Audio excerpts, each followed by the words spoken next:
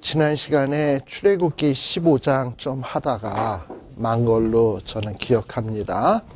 이 출애굽기 15장은 홍해를 건너는 그야말로 엄청나고 놀라운 사건을 체험한 모세와 또 이스라엘 백성, 이런 사람들이 주체할 수 없는 하나님 앞에 찬양하는 내용이 등장을 하게 됩니다.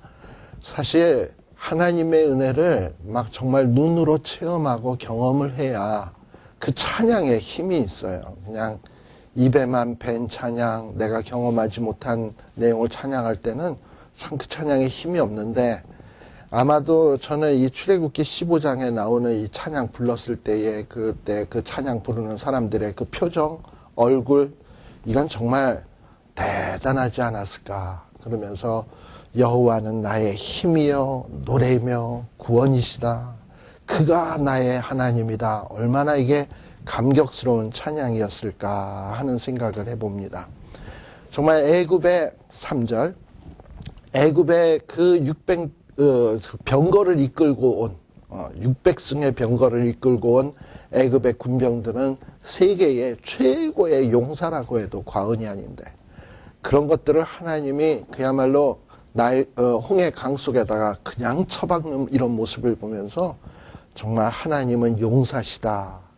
여호와가 그의 이름이시로다. 이러면서 찬양을 하고 있습니다.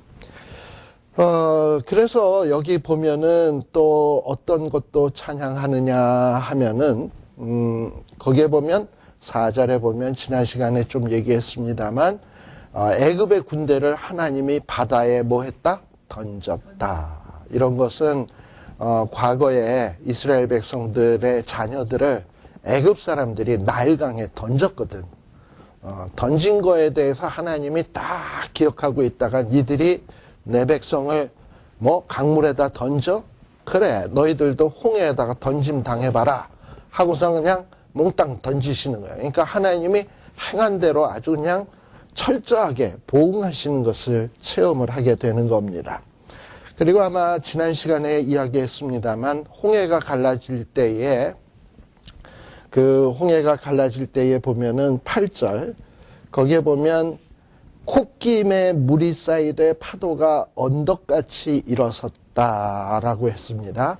이 언덕이라는 건 뭐냐면 뚝뚝뚝, 그러니까 이 물이 쭉 갈라졌는데 이 사람들은 그 물 아래로 건너갈 거 아닙니까? 그러니까 양쪽에 이 물이 언덕처럼 돼버린 거야, 그냥.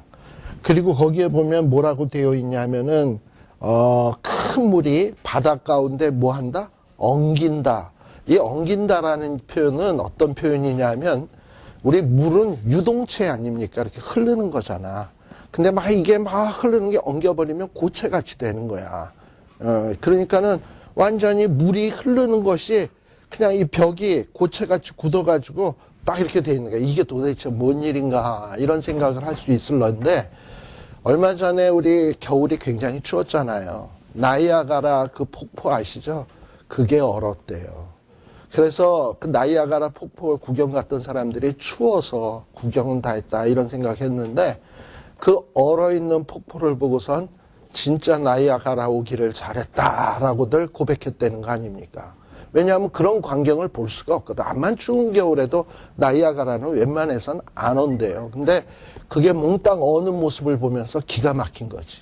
그러니까 아마도 그와 같이 물기둥 같은 이런 언덕이 그냥 탁 되어진 거예요. 자, 그런데 이 바닥은 뭐가 있었습니까? 원래 물이 흐르던 데니까 걸쭉하고 진흙탕같이 쑥쑥 발이 빠지고 흙이 묻고 막 이럴 거 아닙니까?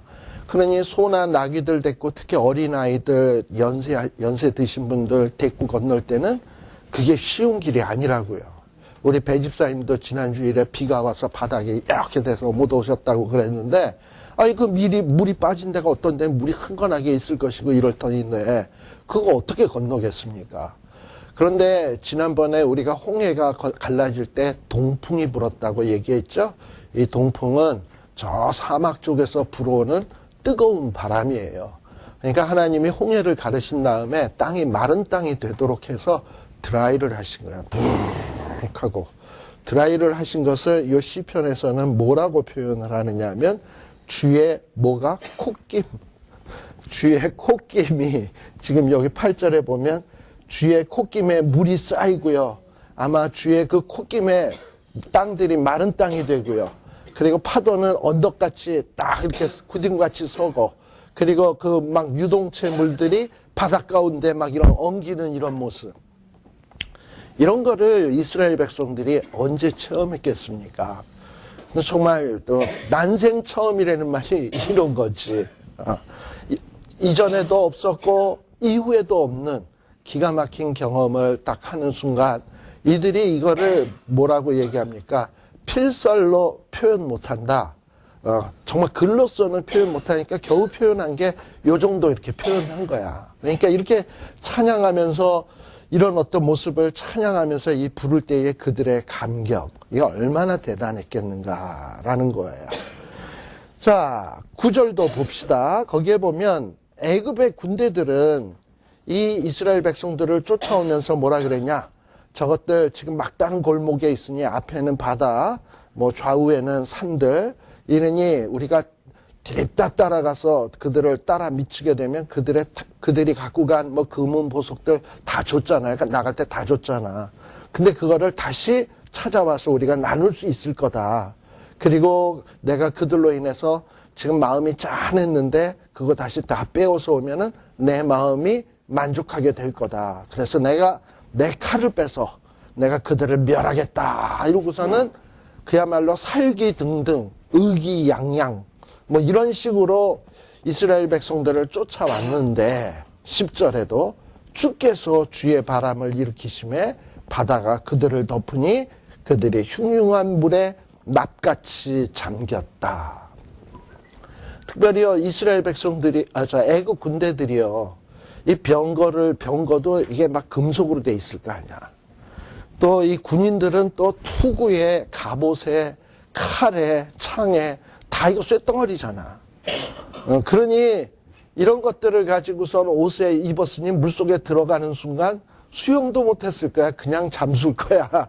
그래가지고 뭐같이 내려갔다? 납같이 잠겼다. 그러니 그들이 사람 잡겠다고 갖고 온 것들이 오히려 자기를 잡는 그야말로 무용지물이 돼버렸어요. 참 기가 막힌 거지. 자, 그래서 이 이스라엘 백성들은 하나님을 찬양하기를 11절 여호와여 신중에 주와 같은 자 누구니까. 애굽에 있을 때는 애굽의 신들이 대단해 보였고 애굽의 신들이 대단해서 애굽이 이렇게 잘 사는가 보다 부러워했었는데 뭐 보니까 지금 이 홍해에서 보니까 또 10가지 재앙이 일어날 때 보니까 애굽의 신들은 아무것도 아니고 하나님이야말로 진정한 신중의 신이라는 것을 철저하게 체험을 하게 된 겁니다. 그래서 하나님은 영광스럽다, 찬송받을 만한 위엄이 있다. 특별히 여기 찬송받을 만한 위엄이 있다라는 얘기는 찬송하기에도 두렵다라는 뜻이에요. 그러니까 우리가 하나님을 우리의 인간의 언어로 이렇게 찬송을 했을 때 하나님의 영광은 훨씬 더 큰데 내가 이 짧은 언어로 또 이렇게 부족한 언어 실력을 가지고 하나님을 잘못 찬양하게 되면 하나님의 영광에 손해가 되지 않을까. 하나님의 그 영광에 손상되지 않을까. 두려운 거지. 그러니까 찬송하는데도 두려울 정도로 하나님은 영광스러운 하나님이시다라는 거예요. 예를 들면 우리가 여기 그림 잘 그리는 분이 있는지 모르지만 제가 만일에 오바마 대통령이라든지 또는 세계 유명한 러시아의 푸틴 대통령의 초상화를 이렇게 그려서 줬다. 그 사람 기뻐할까 안 할까? 개발 그려가는 식으로 해가지고 이걸 오바마라고 턱 주면은 절대 안 기뻐할 거예요. 왜냐? 실력 없는 자가 오바마라고 그렸으니 이게 뭐가 기뻐하겠어. 사람이라는 게 이 언어도 짧고 이 수사법 같은 것도 딸리는 사람들이 하나님을 찬양해봐야 어떻게 하나님의 영광에 정말 그 영광을 돌릴 만큼 합당하게 찬양을 돌릴 수 있겠습니까? 그니 두려운 거지. 그러니까 이스라엘 백성들이 실제로 홍해 갈라지는 것을 보니까 이런 찬양들이 나오게 된 겁니다. 그리고 주께서 오른손을 드시니까 거기에 보면 땅이 그들을 삼켰다. 그러면서 뭐 정말 실질적으로 체험했던 거죠. 자, 그 다음에 이런 찬양을 하다 보니까 하나님께서 이런 은혜를 주셔가지고 또 새로운 깨달음을 주셨습니다. 그 새로운 깨달음을 주신 내용이 13절이에요. 자, 이스라엘 백성들이 과연 애굽 땅에 있을 때 언강생심, 우리가 애굽에서 자유함을 얻을 수 있을 것이다라는 거 꿈엔들 생각했을까요? 400년을 노예로 있었는데 전혀 생각도 못하고 있었을 거예요. 그리고 또 뭐 모세가 너희를 구원하러 왔다라고 얘기를 하지만 과연 저 모세가 구원해낼 수 있을까 생각했을까요? 꿈에도 생각 못했을 거예요. 그랬는데 보니까 진짜 모세가 와서 엄청난 10가지 재앙과 홍해 갈라지는 기적을 통해서 애굽의 소나기에서 딱 벗어나게 했단 말이지. 그걸 체험하니까 뭐가 또 확신이 되느냐면 이렇게 하나님이 하실 수 있는 분이라면 지금 우리 눈앞에 있는 가나안 땅, 거기에는 여리고, 아이, 그야말로 기라성같이 강력한 성들이 떡 버티고 있는데 저것들도 정말 하나님께서 손쉽게 무찔러 주시고 그 가나안 땅을 주실 수 있겠구나라는 미래에 대한 확신, 미래에 대한 완전한 소망, 이런 게 생기는 거예요. 그래서 13절에 보면 하나님은 이렇게 애굽에서 구속하신 이 백성들을 어디로 인도하실 거다? 가나안 땅으로 이제 은혜로 인도하실 것이다. 특별히 여기 은혜라는 말은 히브리어로는 어떤 말이냐면 헤세드라는 말이에요. 헤세드라는 말인데 어떤 뜻이냐? 원래 인애로 많이 번역되는 말이에요. 그러니까 이 인애는 어떤 말이냐면 강자가 약자에게 보이는 충성. 우리는 보통 충성하면 약자가 강자에게 충성합니까? 약자가 강자에게 충성합니까? 강자가 약자에게 충성합니까? 에게 충성하는 게 당연하죠. 왜 충성합니까?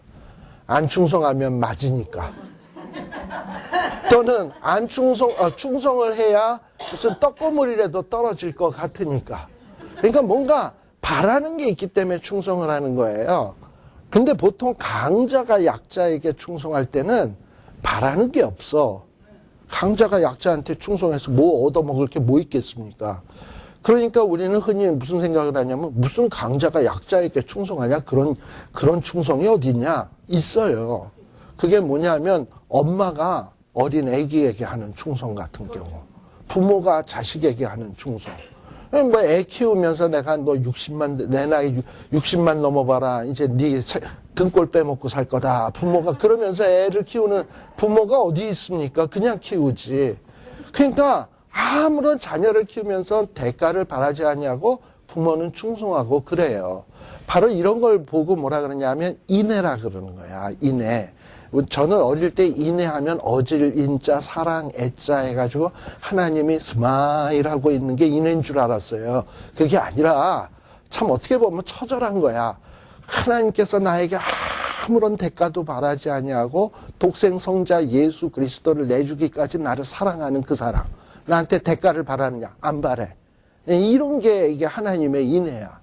그러니까 이스라엘 백성들을 지금 애굽 땅에서 출애굽 시켜가지고 가나안 땅으로 데리고 가는 데는 하나님이 뭐 이스라엘 백성들에게 뭘 바래서가 아니에요.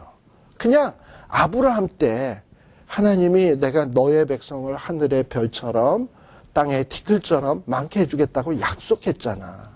근데 뭐 이스라엘 백성들이 애굽 땅에서 400년 동안 애굽에 있을 때 하나님 앞에 뭐 이쁜 짓 했겠습니까? 안 했지. 그냥 애굽 우상 섬기면서 그냥 하루하루 노예처럼 그냥 살아갔지. 뭐 하나님 앞에 뭐 전혀 뭐 칭찬받을 만한 뭐 상 받을 만한 이런 게 아무것도 없어요. 근데 하나님은 일찍이 아브라함하고 딜하고 약속한 게 있거든.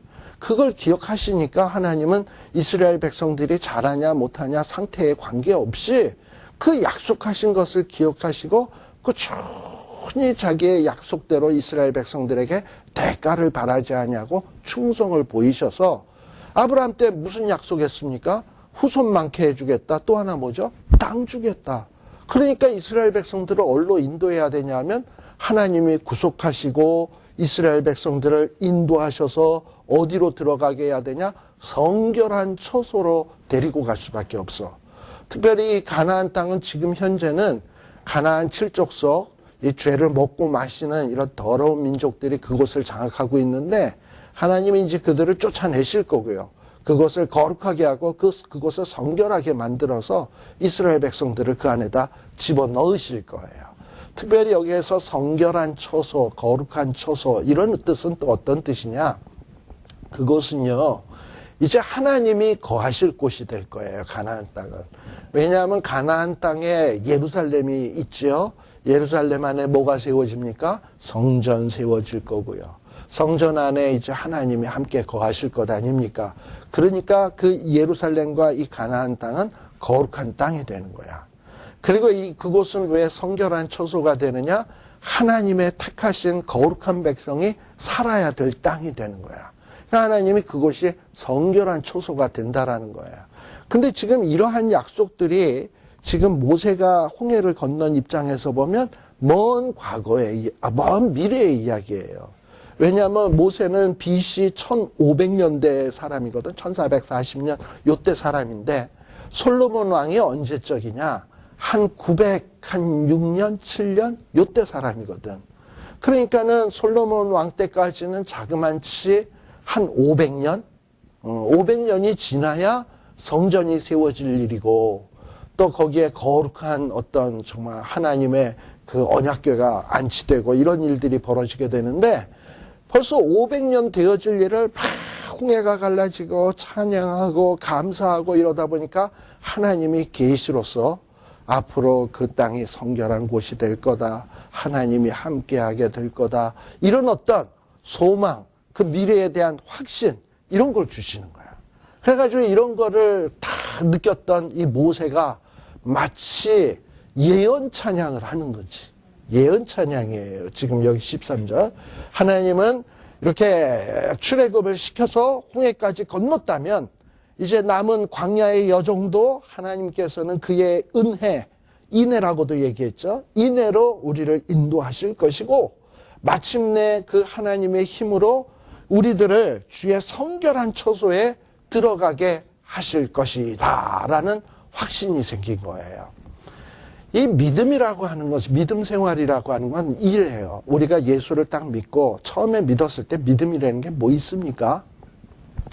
과연 하나님이 날 도와주시나? 과연 하나님이 살아 계시나? 뭐 여러 가지 의심이 들 때가 많고 믿어지지 않는 것들이 참 많지요. 근데 그러던 가운데 어떤 시련에 처해 있었는데 진짜 기도를 했더니 엄청난 기적으로 하나님이 나를 살려주시고 구해주시고 은혜 베푸시는 것을 체험했어. 그러다 보면 그런 체험을 탁 하고 나면 그 다음에 있을 일들에 대해서 확신이 생겨. 아, 지금 이렇게 하나님이 나를 도와주신 것을 보면 이후에도 나를 지켜주시고 인도해 주시겠구나. 그래가지고 이 미래가 두렵지가 않아요. 진짜 그런 일들을 우리를 하나님께서 체험하게 하시더라고요. 제가 과거에 한번 말씀드린 적이 있었나? 있을 거예요. 여러분들 다 아실 거예요. 제가 그 일전에 호밭하고 이가에 교회에서 목회를 했던 때가 있었어요.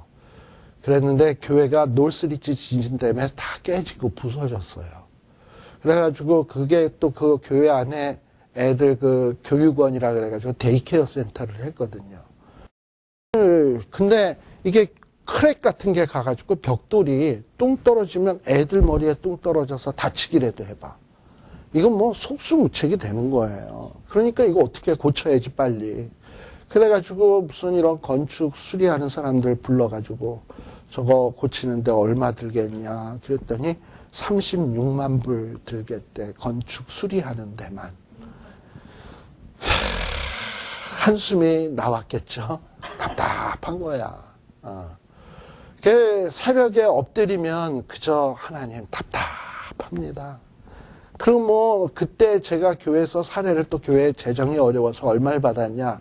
원베드 사는데 원베드 사는 그 가격 550불 플러스 유틸리티에서 600불 받고 있었을 때예요. 진짜 사는 것도 힘든데다 또 거기에다 저희 딸내미 하나 태어난 지 얼마 안 됐어요. 답답해요. 그냥 앞이 보이지가 않아. 그러니까 새벽에 엎드리면 그냥 엉엉엉엉 하요. 주님 날 살려주십시오. 이런 것밖에 못하는 거지 뭐. 근데 뭐 이렇게 새벽 기도를 하다가 어느덧 문득 머릿속에 떠오르는 생각 중에 하나가 비록 지진은 놀스리치에서 났지만 놀스리치 지진으로 인해서 LA에도 피해를 입었다면 나라에서도 뭔가 좀 도와주지 않을까 뭐 좀 이런 생각이 좀 들었어요. 그리고 돈은 없으니까 SBA 론이라는 거 있잖아. 이거라도 얻어보려고 피마에다 한번 신청해 봐야 되겠다라는 생각이 새벽 예배 기도 시간에 탁 떠오르더라고요. 그래가지고 시간이 좀 늦었지만 서류를 허리하게 막 준비를 해가지고 피마에다가 4월 말일이 마감인데 마감되는 그날 그냥 갖다 서류를 들이밀었어요. 그리고서는 한 2달 지났나? 피마에서 어떤 사람이 전화가 왔어. 너희 교회에 한번 와 보겠대. 그래서 뭐 돈을 꿔줄래나 이러고서 이제 기대를 하고 기다렸죠. 근데 사람이 진짜 둘이 나와가지고 다 둘러보더라고. 이거 빨리 고치래. 말을 그렇게 하는 거야. 그래서 야, 뭐 고치는 거 누군 뭐 안 하고 싶냐? 돈이 있어야 하지. 고치래. 다. 자기네들이 돈 다 대준대. 그러면서 얼마 준다 그랬냐면 79만 불 준대요. 그래서 내가 뽑은 계산보다 높잖아. 그래서 어떻게 그렇게 많이 주냐 그랬더니 너희들 이거 고치는데 창문이 이게 나무로 옛날 앤틱한 아주 좋은 나무로 만드니까 고칠 때 괜히 알루미늄 이런 창틀로 만들지 말고 있던 재료 그대로 쓰고 유리 깨진 거 같은 거는 우리 스테인리스 그 유리였거든. 그대로 바꾸고 오리지널로 다 바꾸면 그렇게 하면은 비용이 더 들어가죠. 그렇게 해서 79만 불을 꿔주는 게 아니라 줘요. 준 거예요. 왜 주냐 그랬더니 이 건물은 앤틱한 어떤 가치가 있는 건물이기 때문에 준다는 거예요. 그래가지고 그 돈을 받아서 그 교회 건물을 수리했다는 거 아닙니까? 그래서 저는 그거가 내 일생에 있어서는 잊을 수 없는 하나의 제 체험이에요. 그거 누군들 기대했겠습니까? 그렇잖아요? 그 상상도 못하고 했던 일들이 진짜 기도하고 엎드리고 매달려서 나는 진짜 아무것도 할 수 없다 생각했을 때 하나님 하시는 거 보면서 그 일을 딱 체험하고 난 다음에는 뭐 별로 세상에 두려울 게 없어지더라. 왜냐하면 뭐 또 어려운 일 있으면 그냥 주여 하고 이러면은 또 하나님이 또 뭐 어느 날 누구한테서 삐리릭 전화 와가지고 뭐 어떻게 또 해결해 주지 않겠나 하는 이런 똥배짱 이런 게 딱 생기는 거예요. 사실 걱정이 안 돼, 솔직히. 그래가지고 어젠가 내가 뭐 이렇게 어떤 설교하는 분, 인터넷에 설교하는 분 설교를 내가 잠깐 들었던 적이 있어요. 그분도 답답했던 적이 많은가 봐. 근데 최근에 한국에 어떤 목사님 하나가 자살한 목사님이 하나 있어요. 그래가지고 그 얘기를 듣고서 자기도 참 안타까웠대. 오죽이 답답하면 목사가 자살을 하겠습니까? 그렇잖아요? 그래서 자기가 그거 얼마나 답답했으면 자살을 했을까 공감은 가는데, 그래서 내가 만일에 답답한 일을 당했을 때, 이 목매달아 죽는다든지 총 쏴서 죽는 거는 참 그 교인이나 그 교계 사회에 미치는 영향력이 너무 크잖아.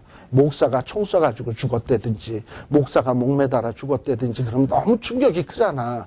그래서 자기가 정말 답답해서 죽을 것 같을 때는 나는 어떻게 죽을 것인가 고민을 좀 했대. 그래서 발견을 했대. 방법을 하나. 금식하다 죽어야 되겠다. 금식하다가 나 죽기를 각오하고 금식하면 그것도 자살이 되는 거지. 근데 그렇게 금식을 하다 보면 하나님이 살려주든지 문제를 해결해 주든지 뭐 양당간에 해줘야 될 거 아니야. 아니면 뭐 답답해서 죽으면 끝나는 거고. 그래도 또 그렇게 해서 죽었다 그러면 목사가 금식하다 죽었다. 이거 좀 덕스럽잖아. 뭐 그런 얘기를 하더라고요. 그래서 그 얘기를 듣고 그거 참 좋은 아이디어다. 뭐 그런 생각이 좀 들었는데, 정 죽고 싶은 생각이 들거들랑요. 여러분들도 금식하세요. 금식하면서 그냥 하나님 앞에 기도하세요. 죽기를 각오하고 금식하면서 기도하세요. 죽고 싶을 때. 괜히 엉뚱한 짓, 뭐 밧줄 만지작거리고, 총 만지작거리고, 이런 짓 하지 말고, 금식을 하라고, 금식을. 그러면서 금식하는 김에 기도도 좀 하라고, 금식하면서. 그러면 하나님이 문제를 싹 해결해 주실 거라고 저는 확신합니다. 아시겠어요? 좋은 방법인 것 같아. 자, 근데 그런 식의 내가 어려웠을 때, 앞뒤가 콱 막혔을 때 하나님 앞에 기도했고, 하나님이 이루어주는 체험을 하잖아요? 그러면 이 미래에 대해서도 두려움이 안 계셔. 두려움이 없어. 그러니까 지금 여기에 이 모세나 이스라엘 백성들이 뭐냐? 하나님이 나를 여기까지 인도해 왔으면, 기적으로 인도해 왔으면, 앞으로도 하나님께서는 그의 그 신실하심, 인애로 나를 인도하셔서 마침내 하나님이 계획하신 그 성결한 초소에 들어가게 할 거다라는 거예요.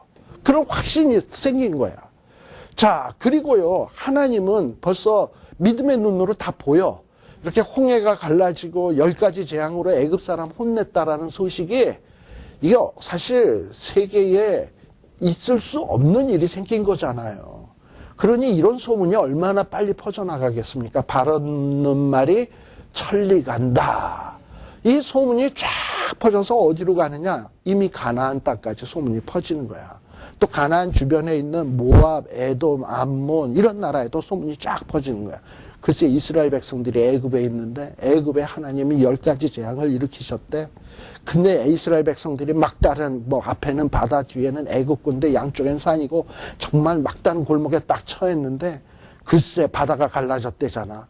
그리고 거기는 벽이 되고 하나님이 드라이도 해가지고 마른 땅이 되고 이스라엘 백성들은 마른 땅을 편안하게 건넜는데 이스라엘이 딱 건너자마자 애국 군대 쫓아오니까 하나님이 싹 쓸어서 그들을 완전히 납덩이처럼 물속에다 수장시켰다는 거 아니야. 이 얘기 딱 들으니까 이제 이 가나안 땅에 거하는 사람들은 완전히 공포에 사로잡히게 되는 거예요.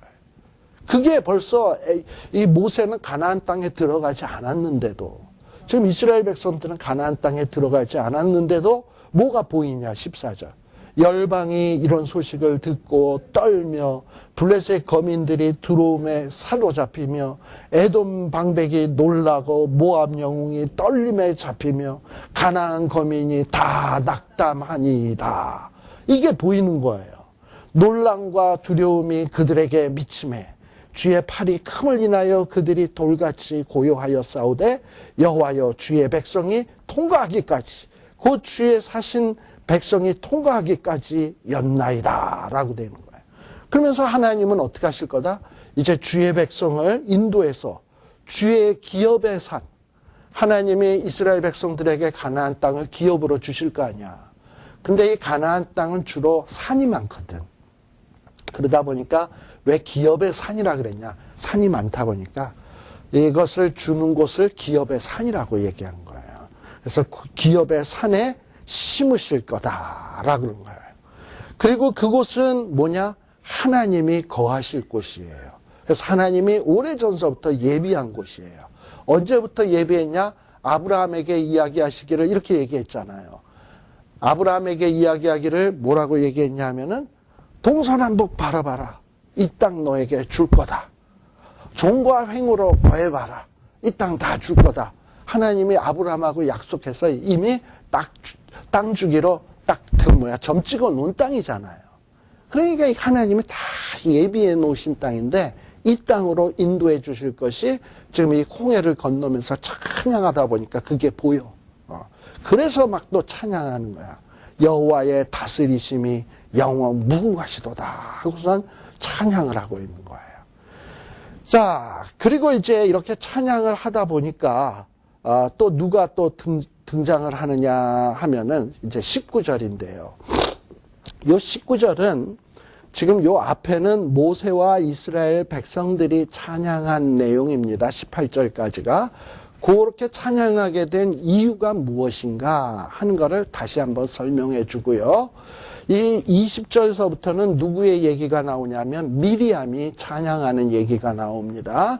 미리암은 왜 하나님 앞에 찬양하게 되었는가 하는 이유를 설명해 주기도 해요. 그러니까 앞에 나오는 찬양을 하게 된 이유, 또 뒤에 등장하는 미리암이 찬양하게 된 이유를 설명해 주는 내용이 뭐다? 19절이다. 자, 그러면 이렇게 모세와 이스라엘 백성들이 18절까지 찬양한 이유는 뭐냐? 바로의 말, 바로의 병거, 마병 다 함께 바닷속에 들어가 버렸다. 여호와께서 바닷물로 그들 위에 돌이켜 흐르게 하셨으나 이스라엘 자손은 어떻게 됐다? 바다 가운데서 유유자적하게 마른 땅처럼 쫙 건너서 행했다. 이렇게 정반대의 모습이 어떻게 있을 수 있겠습니까? 하나님이 이렇게 한 모습을 보고서 이 출애굽기 15장 전반부 2절에서부터 18절까지는 막 이렇게 모세와 이스라엘 백성들이 찬양한 거고요. 또 이런 모습을 보았던 미리암도 여기 20절서부터 보면 미리암 역시 찬양하고 있는 거예요. 아마도 요 미리암만 찬양하지 않았던 것 같아. 미리암과 앞에는 주로 남자들이 찬양을 했다면 지금 여기서는 여자들이, 남자들이 찬양하면 각 단원마다 막 되받아가지고 화답식으로 이렇게 찬양을 하고 이랬던 것 같아요. 자, 그런데 이 미리암이 여기 보면 20절에 보면 미리암은 뭐라고 돼 있냐? 누구의 누이라고 돼 있습니까? 아론의 누이. 모세의 누이는 아닌가요? 맞죠? 근데 왜 특히 어떻게 보면 모세에게는 미리암이 뭐와 같은 존재냐면 생명의 은인과 같은 존재인 거 아시죠? 갈대 상자 때 미리암이 지켜보고 있다가 또 바로의 그 공주에게 입양되도록 하는데도 1등 공신이 미리암 아니겠습니까? 그런 면에서 모세에게는 참 각별한 사람이 미리암인데 모세의 누이 선지자 미리암 이렇게 얘기하지 않냐고? 아론의 누이 선지자 미리암 하는 이유가 뭘까? 모세와 이 아론 미리암은 동급이 아니에요. 하나님께서 모세는 비록 미리암의 동생이고 아론의 동생이 모세지만 하나님이 이스라엘의 지도자로 세운 자는 누구냐? 모세였어요. 그래서 모세를 미리암이나 아론에게는 하나님이 뭐같이 만드신다 그랬냐면 하나님같이 되게 하겠다 그랬어요. 네.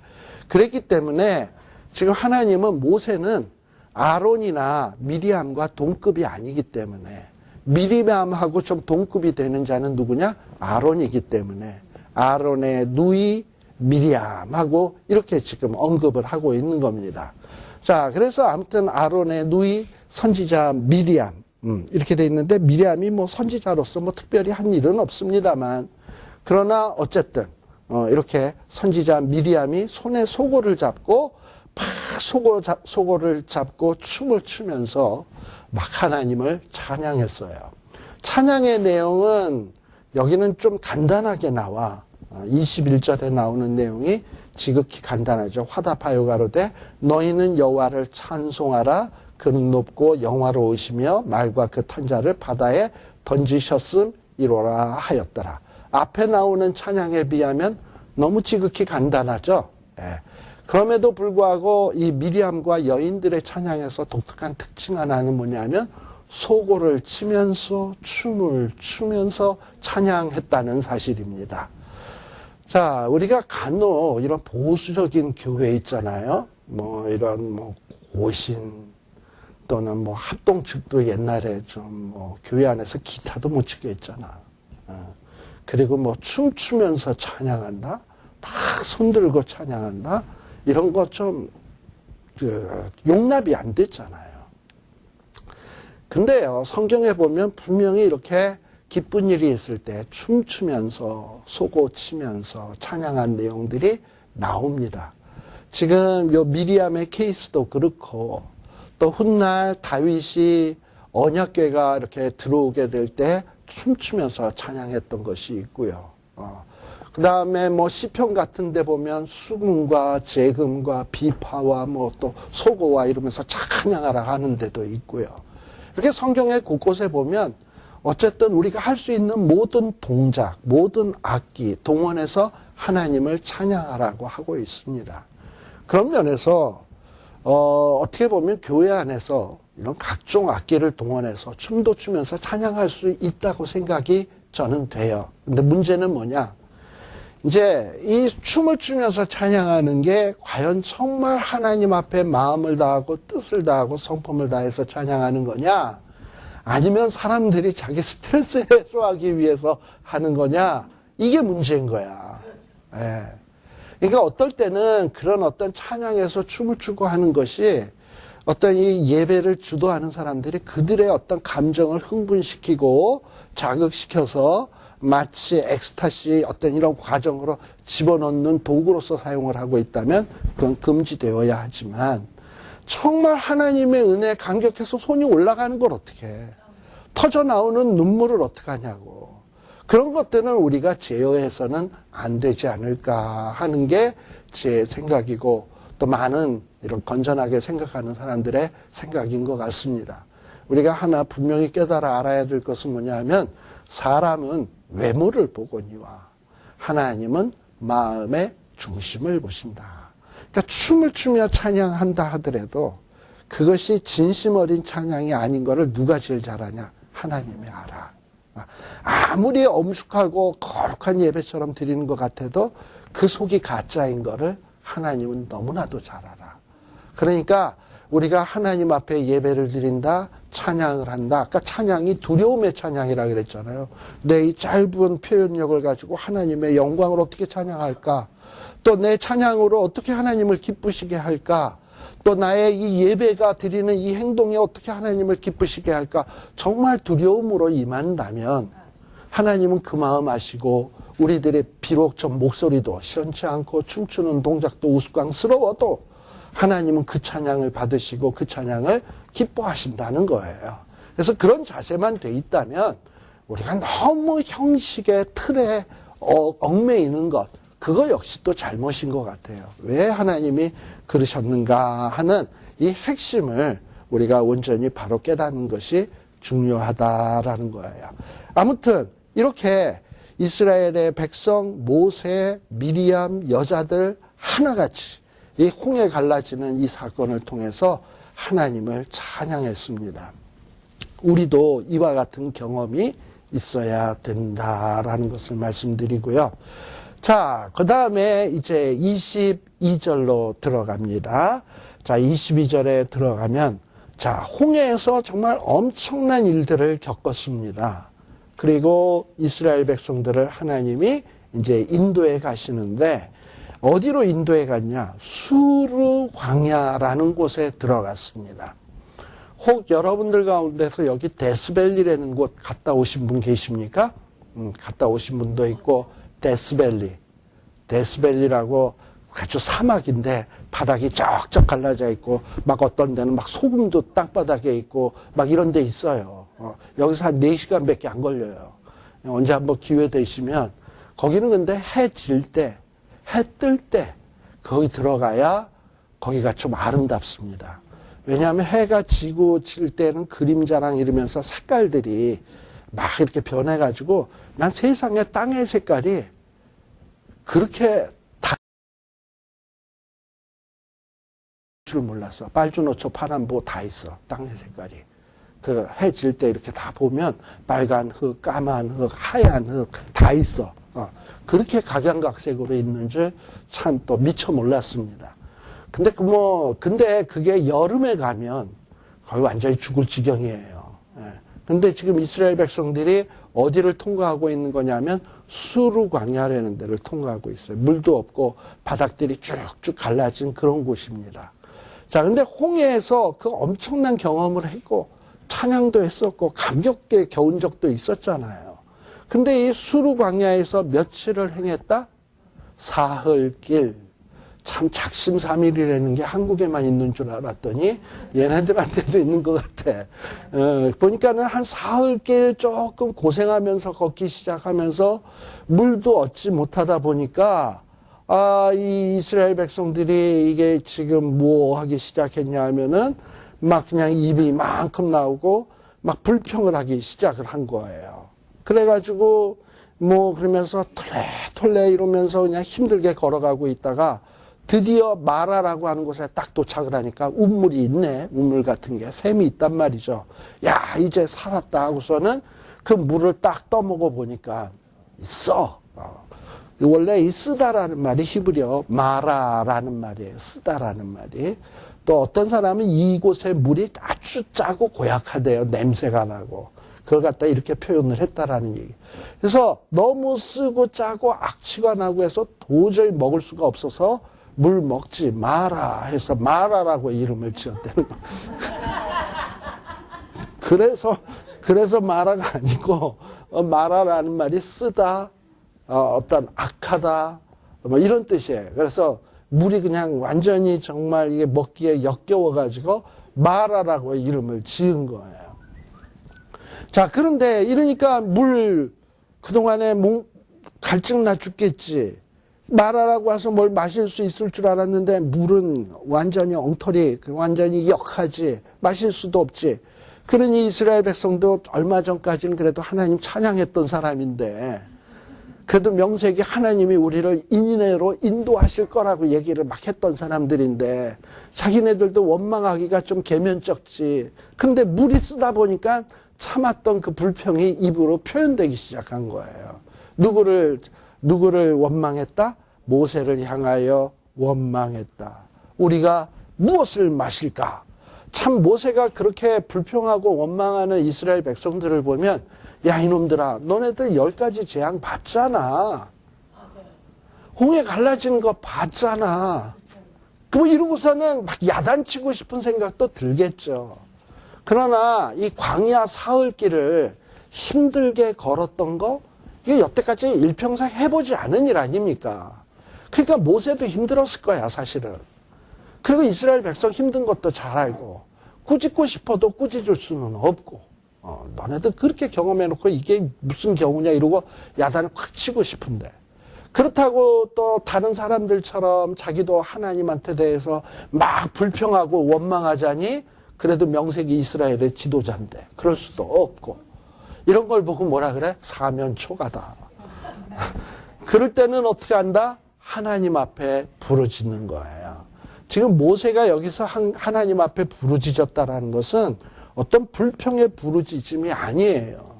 이 백성들한테 꾸짖을 수도 없고 백성들처럼 하나님 앞에 원망할 수도 없고 그렇다고 자기가 물을 줄 수도 없고 이럴 수도 없고 저럴 수도 없을 때 누구한테 아이고 하나님 나 지도자 세웠으면 하나님이 뭔가 해결을 해줘야 되는 것 아닙니까? 하고 하나님 앞에 부르짖는 거예요. 자, 그랬더니 이렇게 부르짖으니까 어떻게 했다? 하나님께서 한 나무를 지시하시니 아마도 이 부르짖는 시간이 얼마나 걸렸는지 모르겠는데 아무튼 부르짖다 보니까 하나님의 이 모세의 머릿속에 탁 어떤 나무가 떠오르게 하시고 제가 이렇게 막 기도하는데 휘마가 탁 떠오르게 하시고 SBA론이 탁 떠오르게 하시고 아 그게 방법이겠다 이렇게 하듯이 하나님께서 모세의 머릿속에 한 나무가 탁 떠오르게 하시는 거야. 그래가지고 그 떠오르게 하시더니만 그거를 그 물에다가 던져라 라는 거예요. 우리가 간혹 보면 이런 거 있잖아. 뭐 이렇게 물 같은 거 만들 때 뭐를 탁 넣으면 알칼리수로 변한다든지 또 뭐를 탁 넣으면 탄산수로 변한다든지 뭐 그런 어떤 약품이나 이런 어떤 그런 것들이 있잖아요. 그리고 이제 간혹 우리 식당 같은 데 보면 물을 줄 때 보면 레몬 같은 거를 이렇게 얇게 잘라가지고 띄워주는 경우가 있잖아요. 누가 그러더라고요. 레몬을 갖다가 물에다 이렇게 수돗물 같은 거를 띄워 놓으면 그 물이 알칼리수로 바뀐대요. 레몬을 띄워 놓으면.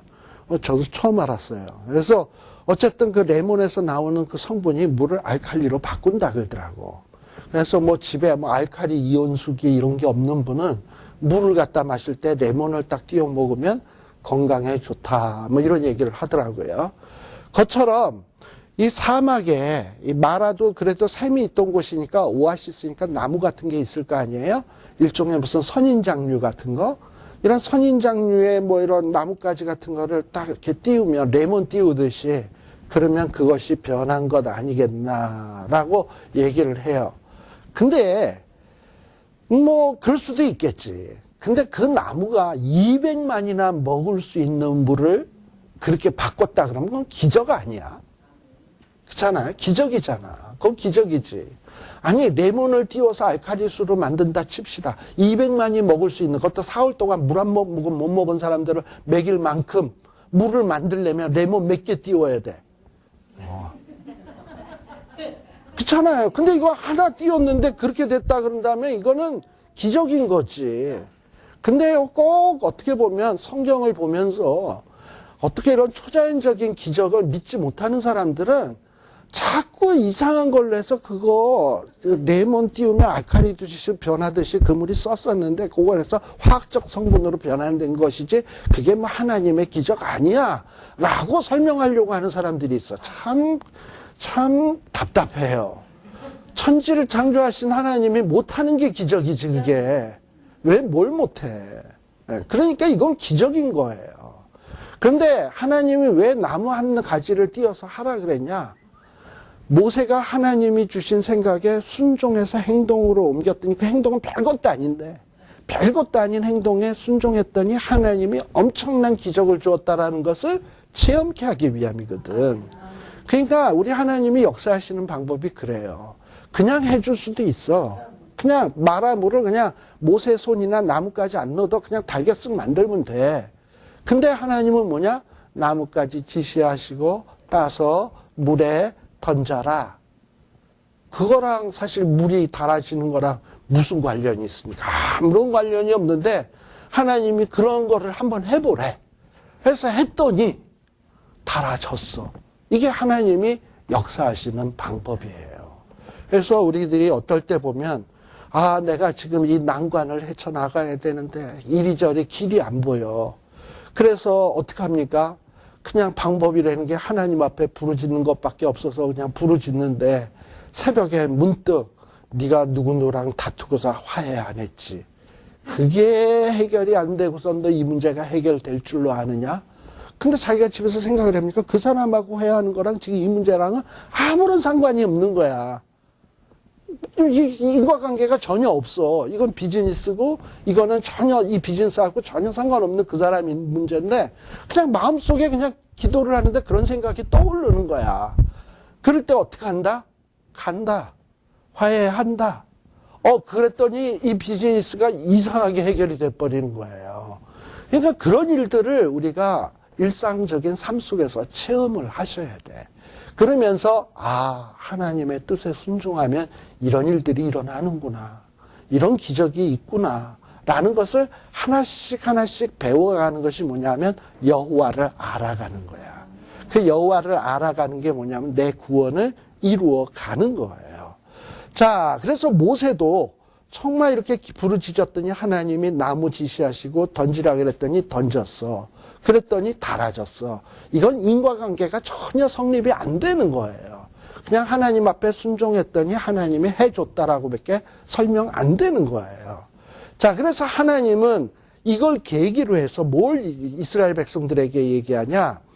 내가 너희를 위해서 법도와 율례를 정할 거다. 그리고 그들을 시험하실 거다라는 거예요. 자, 여기 법도와 율례라는 거 하는 것은 우리가 법도 율례하면 모세의 율법 이런 걸 생각하잖아. 근데 아직 모세의 율법이라는 게 기록도 안 되고 십계명도 아직 만들어지기도 전이에요. 그래서 지금 여기서 말하는 법도와 율례는 우리가 생각하는 모세의 율법, 구약의 율법이 아니고 그때 하나님이 말씀하시는 명령 그거를 지칭하는 거예요. 법도와 율례. 자, 그런데 그것을 하나님이 그때 나무 지시하시고 저 물에다 던져. 이것도 법도와 율례인 거야. 하나님이 지시한 내용인 거야. 그럼 그대로 순종 안 하나를 하나님이 보겠다는 거예요. 그게 시험한다는 거예요. 그렇게 해서 지켜보시고 그렇게 하나님의 말씀에 순종을 하면 어떻게 된다? 26절에 보면 거기에 보면 나 여호와의 말을 청종하고 나 보기에 의의를 행하며 내 계명에 귀를 기울이며 내 모든 규례를 지키면 뭐라고요? 애굽 사람에게 내렸던 질병 같은 거 하나도 안 내린다.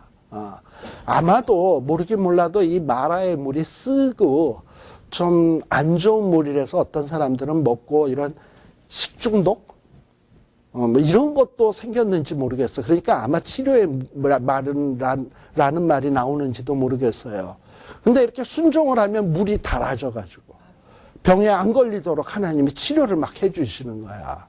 그래서 사실 뭐 잎사귀 던지는 것, 순종하는 것과 이 식중독에서 낫는 것은 사실 전혀 인과관계가 없잖아요.